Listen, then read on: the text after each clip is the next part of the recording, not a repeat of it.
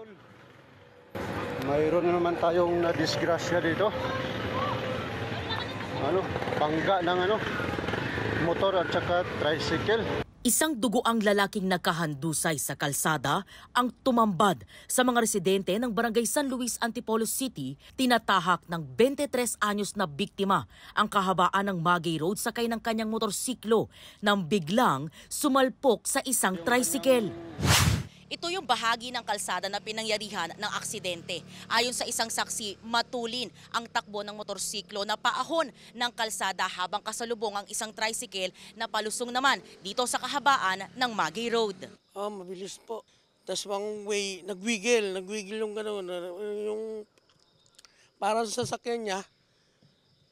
Pag gano'n ng motor, umiiwas yung tricycle eh. Tapos parang naglock yung nung single, yung yung kadena, gumanyon. Yun, sumalpok. Ayon sa tricycle driver, Matulin.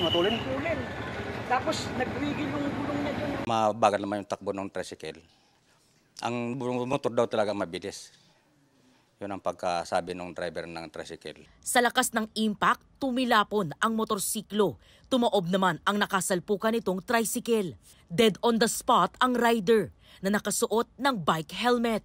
Pagdating namin yung tao ng kadapa na. Kaya yung ginawa nung kasama ko, parang in-apply ng first aid kung buhay pa, tapos pinunasan ng mga dugo. Parang may dito sa ulo, tapos dito sa dibdib, parang may sugat yata. Kaya CPR pang namin kaso lang talagang wala na. Sugatan naman ang 50 anyos na tricycle driver, gayon din ang kanyang babaeng pasahero. Ayon sa pulisya, nagkaareglo ang mga sangkot sa aksidente. Sinusubukan pa ng GMA Integrated News na kunan ng pahayag ang mga kaanak ng nasawing biktima. Para sa GMA Integrated News, EJ Gomez, nakatutok 24 oras.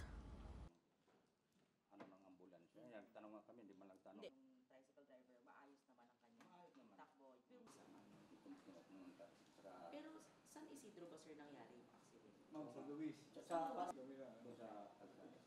So kailan